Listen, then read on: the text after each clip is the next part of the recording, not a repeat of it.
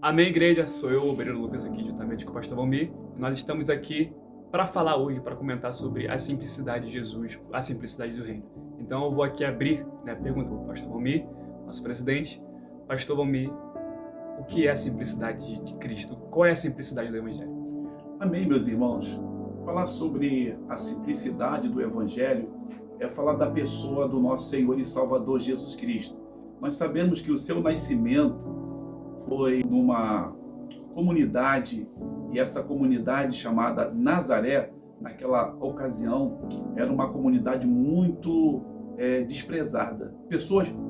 As pessoas não viam essa comunidade de Nazaré como uma boa comunidade, porque eles não tinham perspectiva nenhuma de sair coisas boas de lá. Porque Nazaré tinha uma má fama, era má falada, porque era uma comunidade bem pobre, onde as pessoas não tinham muitos recursos. Então, a simplicidade do Evangelho, o nosso Deus escolheu justamente Nazaré, é uma comunidade pobre, uma comunidade que não era muito bem vista, e de lá nasceu o nosso Salvador Jesus Cristo de Nazaré. Ele nasceu, foi colocado numa manjedoura e seguindo os passos, segundo os passos do nosso Senhor Jesus Cristo, esse que trouxe o Evangelho, porque o Evangelho, Lucas, são as boas novas. Então Jesus trouxe as boas novas, e nós vamos ver ele apresentando as boas novas com simplicidade, humildade, Então o ministério de Jesus, ele foi baseado em humildade e simplicidade. Jesus Cristo sempre foi simples e humilde no seu falar. Ele não condenou, ele não julgou, ele tratou com amor, ele tratava também com repreensão o pecado. O que nós vemos hoje, infelizmente, é uma igreja que foi banalizada nesse lado, perderam a simplicidade, e hoje o que se prega é o evangelho da prosperidade. Então, quanto mais você tem para dar, mais você ali tem um lugar naquela igreja, mas no céu é complicado. Pastor, eu gostaria de perguntar, como lidar com essas igrejas que estão cheias, mas está inchada? Esses pastores que pregam somente o evangelho da prosperidade e esquecem do evangelho da simplicidade. Hoje, o que mais nós estamos vendo no mercado dentro das igrejas, isso nos deixa triste de saber que o Senhor Jesus veio trazer o reino de Deus. E uma certa feita, Lucas, Jesus ele entrou no templo, e quando ele entra no templo lá em Jerusalém, ele vê os cambistas, estavam vendendo pombas, eles estavam vendendo carneiro, estavam vendendo cabras, e Jesus ficou muito triste de saber que um local que era consagrado, um local que está buscando a presença de Deus, estava virando comércio. E hoje nós estamos vendo da mesma forma. Hoje as pessoas estão usando o altar, fazendo do altar da casa do Senhor como um palco, casa de show. Estamos vendo hoje os pastores mercenários virando empresários, e templo está sendo como empresa. Então as pessoas estão modificando, e nós estamos vendo com essa modernidade o evangelho sendo banalizado, o evangelho genuíno. É claro que é uma exceção, sabemos que existe os remanescentes, existe homens de Deus sérios, mulheres de Deus sérias, que não perderam a primazia, que não perderam o primeiro amor e nem deixaram a doutrina dos apóstolos. Então, o que nós estamos vendo hoje acontecer com o Evangelho do nosso Senhor Jesus Cristo é que o Evangelho do Senhor Jesus, algumas pessoas estão usando, usando o Evangelho para tirar benefício para si próprio, aonde o Senhor Jesus, ele não veio para tirar, ele veio para dar. O Evangelho é isso, O Evangelho das boas novas é oferecer, porque quanto mais você dá, mais você recebe do nosso Deus. Irmãos, é por isso que eu e nós estamos aqui, porque nós estamos agora levando o ensino, o discipulado, as escrituras, livros, filosofias, para que a igreja se arme e se prepare. Porque assim, Pedro lá, em 1 Pedro, no capítulo número 3, versículo 15, ele diz que todo cristão deve defender a sua fé. E defendendo a sua fé é somente através do conhecimento. Agora, pastor, nós temos umas igrejas que estão inchadas, que perderam a simplicidade. Como a igreja verdadeira deve se posicionar mediante isso? Então, Lucas, eu quero até apontar a igreja de Corinto, uma igreja onde tinha dentro dela todos os dons, tinha o dom de profecia, o dom de visão, revelação, o dom da palavra, da ciência, de cura. Era uma igreja poderosíssima. todos que passavam na porta daquela igreja observavam que era uma igreja muito cheia, era uma igreja onde muitas pessoas estavam ali falando em línguas. E isso preocupou muito o apóstolo Paulo, porque a fama daquela igreja começou a correr. E chegou a fama dessa igreja ao apóstolo Paulo até então, porque foi uma igreja fundada por ele.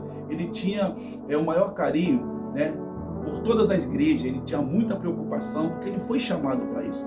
Paulo, o apóstolo, era aquele que ia abrindo, né, ele abrindo o caminho, ele ia formando, né, discípulos, formando pastores, edificando as igrejas e colocando ali os líderes para conduzir. E quando isso chega para o apóstolo Paulo, a igreja de Corinto, que é uma igreja que está ali, estão profetizando, estão falando em mistério, a igreja estava corrompida.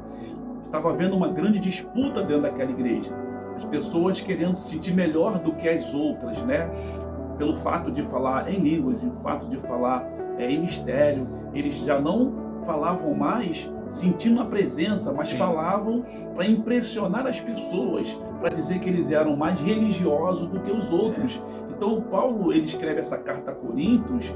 Paulo, quando ele escreve, ele notifica a igreja de Corinto, chamando eles à vocação, chamando eles para o primeiro amor, que eles não poderiam perder o primeiro amor.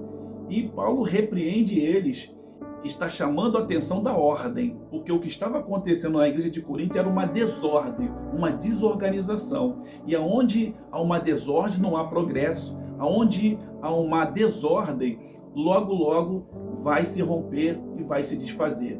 Então foi isso que aconteceu na igreja de Corinto, por falta até deles manter o conhecimento, a obediência e a ordem na casa de Deus. Logo, logo aquela igreja se corrompeu, porque aquela igreja estava tendo ladrão, aquela igreja estava tendo homem afeminado e muitos religiosos fazendo comércio dentro do templo e corromperam a igreja.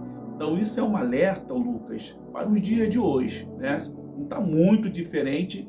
Não estamos aqui para discriminar nenhum templo, discriminar nenhuma igreja, mas nós temos que ficar muito atento à palavra de Deus e os acontecimentos dos últimos dias. Sim. A igreja precisa se posicionar, meus irmãos. O próprio apóstolo Paulo, ele alerta lá em Corinto, de um jovem que estava saindo com a sua madrasta, né? Paulo se posiciona contra os falsos líderes, contra os falsos mestres. Nós devemos orar para que no dia do juízo, no dia da ira, a ira do Senhor se derrame sobre eles. A igreja precisa se posicionar sim. A igreja precisa combater o pecado. A igreja precisa ir contra os falsos mestres, contra os falsos ensinos. E é isso. A igreja foi formada assim. A igreja foi formada através de perseguições, através de mortes. Mas como a gente nos acostumamos com um evangelho um pouco pacífico no nosso Brasil, por causa do país é laico, a gente nos acomodou. Então a gente se acostumou com o evangelho onde a gente não combate as heresias. Então, igreja, vocês precisam se posicionar, estudem a palavra, leiam mais, jejuem mais, porque só assim nós conseguimos combater esses falsos ensinos. E o apóstolo Pedro diz que nós devemos crescer na graça e no conhecimento da palavra de Deus. Então, o único argumento que temos para acabar com toda essa heresia, com tudo isso que está acontecendo no meio do evangelho, é através do conhecimento. Isso. O conhecimento é a cultura. O próprio apóstolo Paulo, quando estava preso, ele manda a carta para Timóteo, ele diz: Timóteo, traga para mim um vinho, uma capa e os meus livros. Então, até o próprio apóstolo Paulo, que estava na prisão, o discípulo Timóteo, que ele precisava de livros para estudar. Então, amados, muitos estão errando por não conhecer as Escrituras, e quem conhece as Escrituras está tirando proveito daqueles que não conhecem. Então, quando você conhece, você defende aquilo que você acredita, você combate as heresias, e aí, meu irmão, a gente acaba com a máfia. A gente acaba com a máfia que está no meio da igreja do Senhor Jesus. Amém? É isso, igreja. Fica na paz. Jesus Cristo abençoe todos vocês. Deus abençoe. Em nome de Jesus. Então, abraço.